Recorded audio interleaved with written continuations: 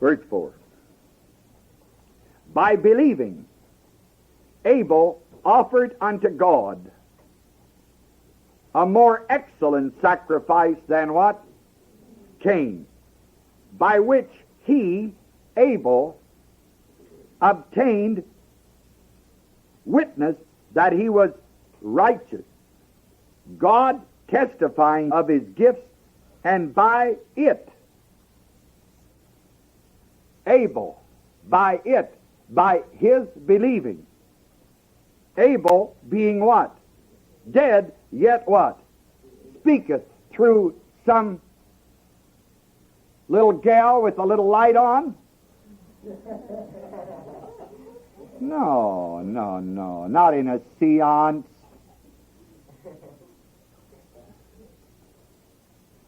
Because it says very plainly that Abel was being what?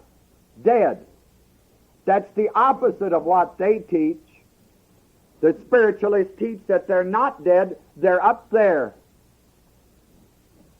And they are sending these messages back to us.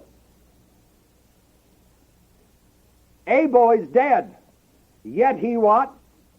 Speaketh. Then he doesn't speak back from the great beyond. He speaks by his believing.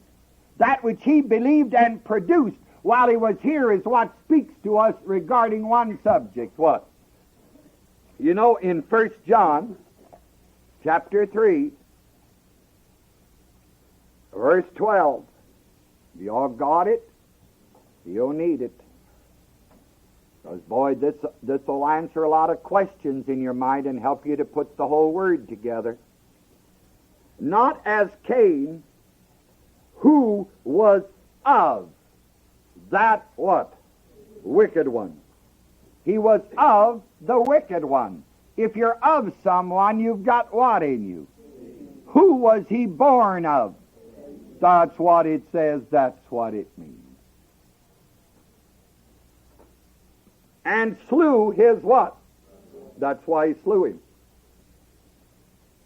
Well, it says so. And wherefore slew he him? Because his own works were evil, and his brothers were what? There you've got it, just sharp. One is evil, the other is righteous. And the evil one slew the righteous one because the evil one got possessed. He was born of the seed of the serpent.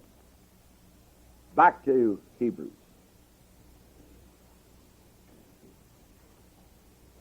Now you'll understand why. By believing, Abel offered unto God a more excellent sacrifice than what? Because Cain could not have offered an excellent sacrifice unto God because he was born of the wrong what? That's right. Now this will explain the Cain record in Genesis completely when you remember what I've just set before you. Verse 5. By believing, Enoch was translated that he should not see what?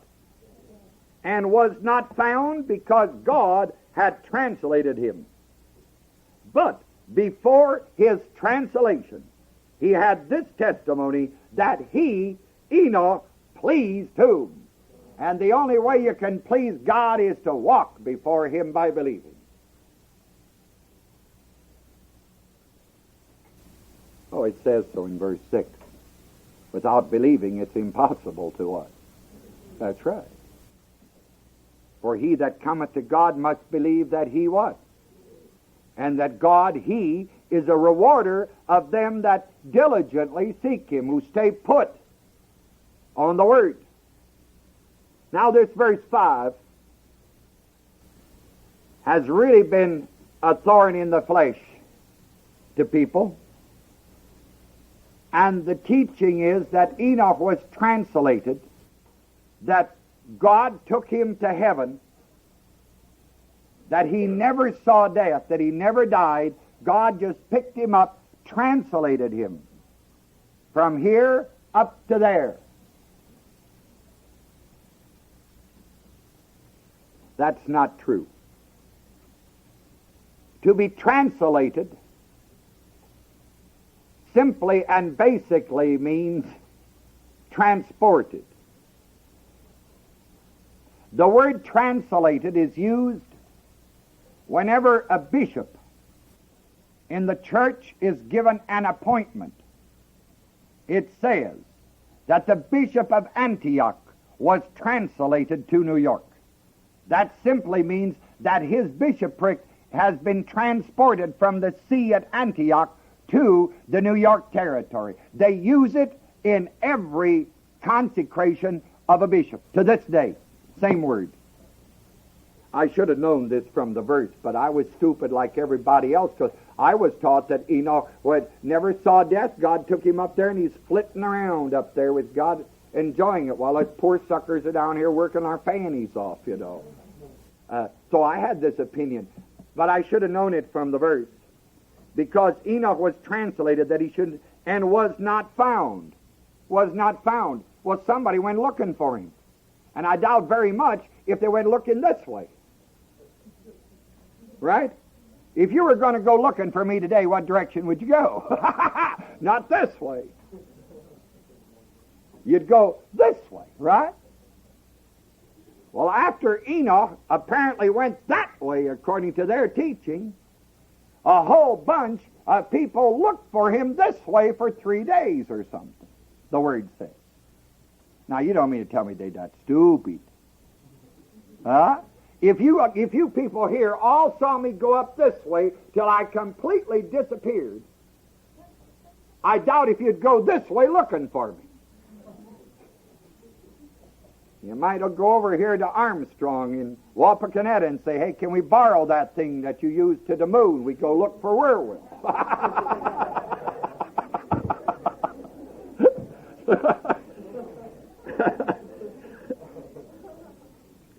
Well,